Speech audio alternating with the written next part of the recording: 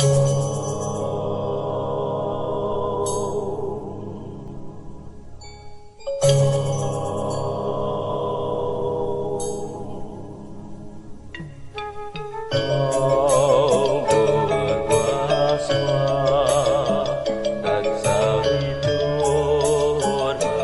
kasih Pak Krian, Banjar, Pak Eka, atas kesempatannya. Semua yang hadir di Balai Banjar ini ngobrol santai, jadi membuat saya tidak tegang ya. Jadi sangat luar biasa ini Mbak Nur, membeberkan dari segi arkeologi mengenai Candi Prambanan ya. Karena semua ya kita pada masa-masa SMA pastinya ya sempat juga sudah mengunjungi Candi Prambanan.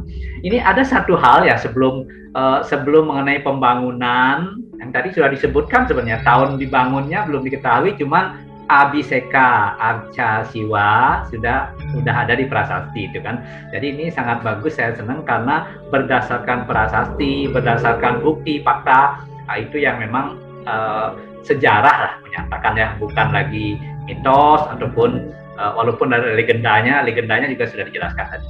Nah, saya pernah juga mendengar, mungkin ini hal yang tidak benar kalau dari segi apa yang sudah disampaikan tadi, bahwa dulu semasa saya SMA pernah mendengar bahwa Candi Prambanan itu disinyalir atau ada yang menyatakan lah bahwa itu adalah di arcanya itu adalah tempat menyimpan abu jenazah.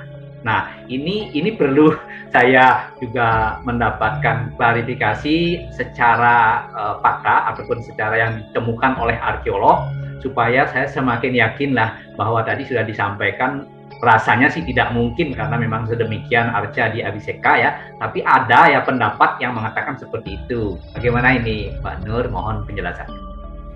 Baik, terima kasih Jero Mangkuyasa. Jadi memang dulu itu ada sebuah teori yang menyatakan bahwa candi ini sebagai makam, dan ada juga teori yang menyatakan bahwa candi ini sebagai tempat pendarmaan ya, bukan makamnya, pendarmaan gitu kan. Sama candi sebagai pemujaan. Nah, jika kita melihat Candi Prambanan, di situ ada Arca Brahma, Wisnu, Siwa, keluarga dewa-dewa utama kita. Tentu saja itu bukan makam gitu kan. Nah, di Candi Prambanan sendiri memang ya itu ada namanya peripih.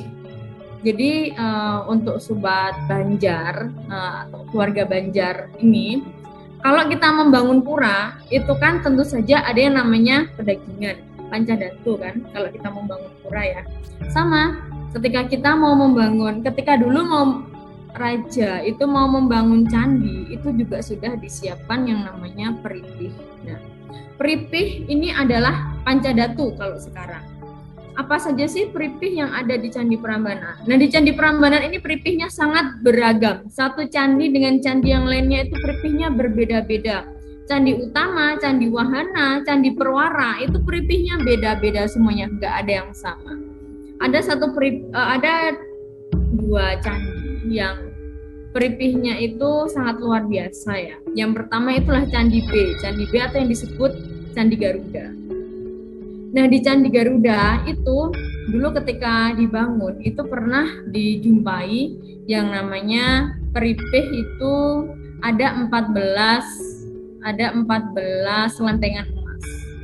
Nah, di lempengan emas itu disebutkan di situ disebutkan nama-nama dewa penjaga arah mata angin dan juga tentang ajaran Kasaiwan, tentang ajaran Siwa. Bunyinya apa nanti saya cek lagi untuk memastikannya. Tapi di situ tuh ada kata Dharma, ada kata Kuwera, ada kata Indra kayak gitu.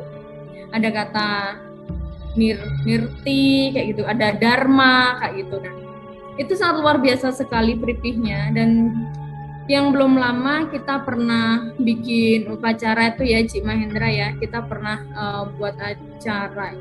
buat upacara penanaman peripih kembali itu di Candi Perwara nomor 35. Di situ itu ada satu Candi Perwara itu ada 9 kotak peripih. Jadi ibaratkan satu pura kecil itu ada 9 pedagingan. Nah, Sama di Perwara itu juga ada 9 kotak. Nah di kotak Peripih itu di situ tuh juga ada abu-abunya nih. Nah abu ini kan dikira sebagai abu jenazah gitu kan ya.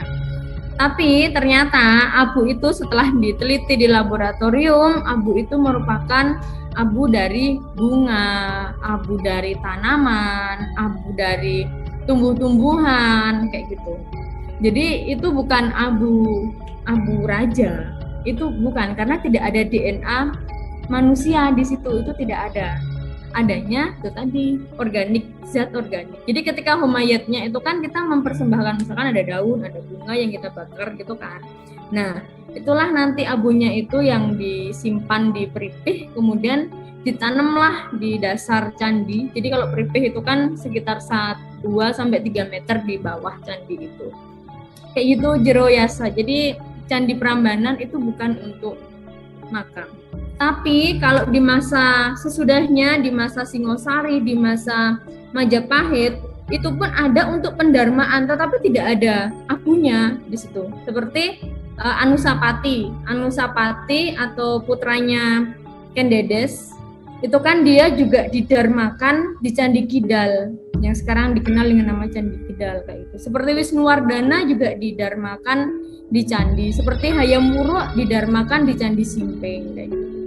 Jadi memang pendarmaan iya ada, tetapi kalau untuk makam abu raja kita selama ini kok tidak pernah menemukan ada abu manusia kayak gitu, Jero. Ya.